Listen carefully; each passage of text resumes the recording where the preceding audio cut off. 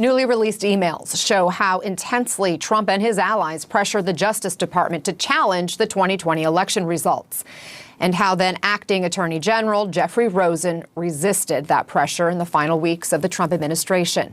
In one instance, Trump's chief of staff at the time, Mark Meadows, tried to have Rosen arrange an FBI meeting with a Rudy Giuliani ally who claimed Italy was using military technology and satellites to somehow change votes in favor of President Biden.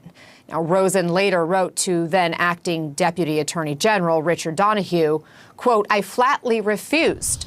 Said I would not be giving any special treatment to Giuliani or any of his witnesses, and reaffirmed yet again that I will not talk to Giuliani about any of this." CNN's Whitney Wild joins us now. Whitney, it didn't end there. Meadows kept pushing, and Rosen kept pushing back. There was really a relentless effort at the end of December and early January by the White House to try to get DOJ to overturn the results of the election. I mean, there were members of the White House reaching out. There was a private attorney reaching out. For example, there was a private attorney who was peddling this lawsuit. He was trying to give it into the hands of then acting Attorney General Jeffrey Rosen because he wanted DOJ to file a lawsuit that would in effect seek to overturn the election. So it was a frantic few days.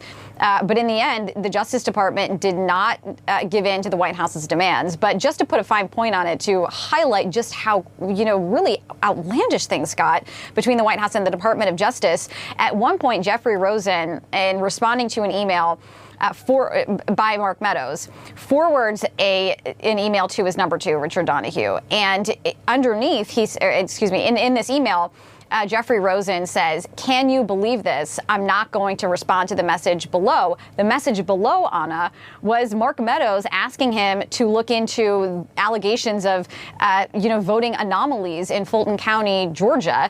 And, Jeffrey Rosen obviously saying this is crazy. I'm not doing this. So he forwards it to Richard Donoghue.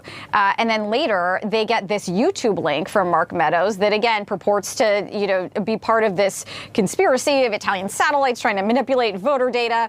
So Jeffrey Rosen just sends it to Richard Donoghue. And Richard Donoghue, again, the number two at DOJ, just responds simply pure insanity. And that captures the hysteria out of the White House that DOJ was trying to deal with in the run-up to the riot, Anna. Just put the timing into context. I mean, that's how hysterical they were at the White House. They were just throwing whatever they could at the wall to try to see if anything would stick, to try to convince DOJ to overturn this election, Anna. What's also so fascinating about this, Whitney, is that this was after then Attorney General Bill Barr was booted from the Trump administration, in part, we believe, because he would not buy into the big lie and was publicly saying that he saw no widespread election fraud. And so then when Jeffrey Rosen took over, I think the idea was for a lot of people that he was going to be the person to do Trump's bidding. So how did all of this end? Well, we don't know exactly what the final endpoint was, but the emails do show sort of these two, final moments. And I think, the really big one out of the two is this January 3rd meeting between a man named Jeffrey Clark, Jeffrey Rosen, the White House, President Trump.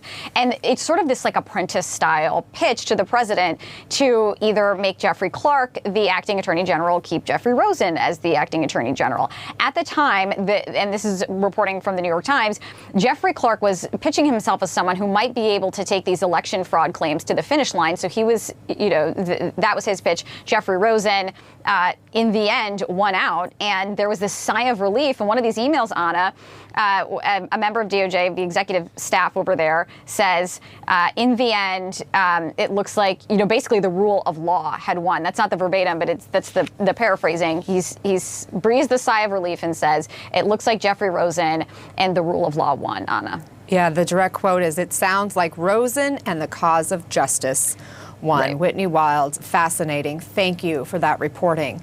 These claims had been dismissed in state courts, dismissed in federal courts, and whether it was the president dictating things to an assistant, send an email over to justice, or the chief of staff not nobody, at the White House, Right. sending investigates these things. The absurdity of it directly to the acting attorney general is what makes it wow. It was absolutely outlandish. And the moment that these accusations came to the Justice Department, that was the reception, that they thought this was simply outrageous. I mean, at one point, when discussing this allegation that Italian satellites were somehow manipulating the vote count here in the United States, the number 2 at DOJ at the time called it pure insanity.